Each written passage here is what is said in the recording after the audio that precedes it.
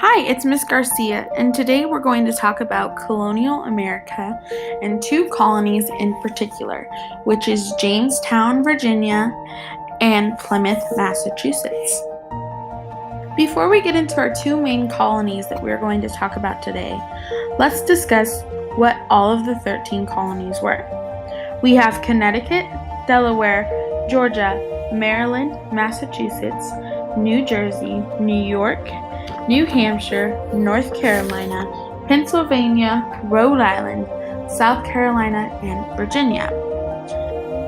Now that we have talked about all of the 13 colonies, let's get into the two colonies that we are going to focus on today in class. One of the colonies was Jamestown, Virginia. Jamestown, Virginia was one of the first colonies founded in 1607 by a guy named John Smith.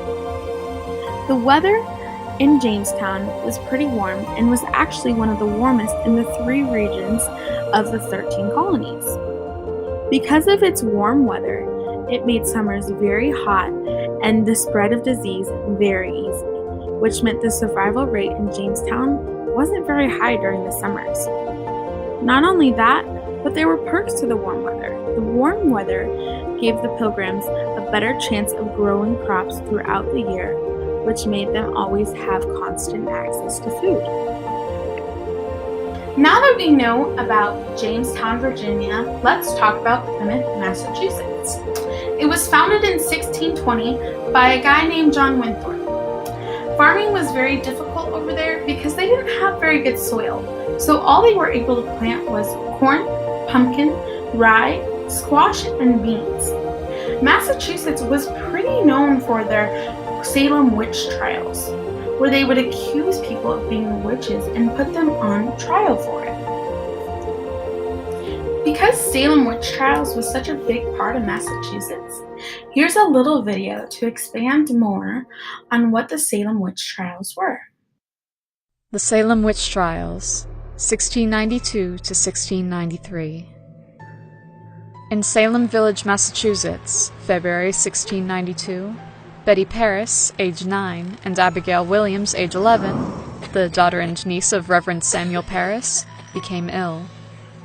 Their health failed to improve and they went into constant fits, so a doctor called William Griggs was called in. His diagnosis? Bewitchment. Soon other young women began to exhibit similar behavior, and a wave of hysteria spread throughout colonial Massachusetts. So, a special court assembled in Salem to hear the cases and find people guilty of witchcraft. Sarah Good, Sarah Osborne, and Tituba were the first people to be accused and arrested of bewitching Betty Paris and Abigail Williams. Every week, more and more were accused and arrested.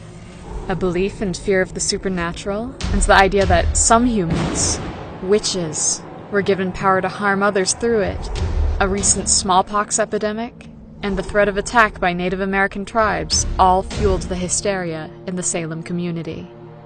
The first convicted witch, Bridget Bishop, was described as wearing black clothing and odd costumes, which was against the strict Puritan code of Salem.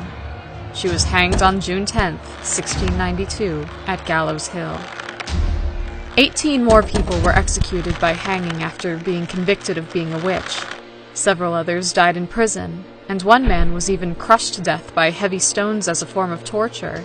Contrary to popular belief, none of the condemned were burned at the stake. 150 more people would be accused of witchcraft, but by September 1692, the hysteria had died down and people started to turn against the trials, with the last one ending in early 1693. Subscribe to see more history videos.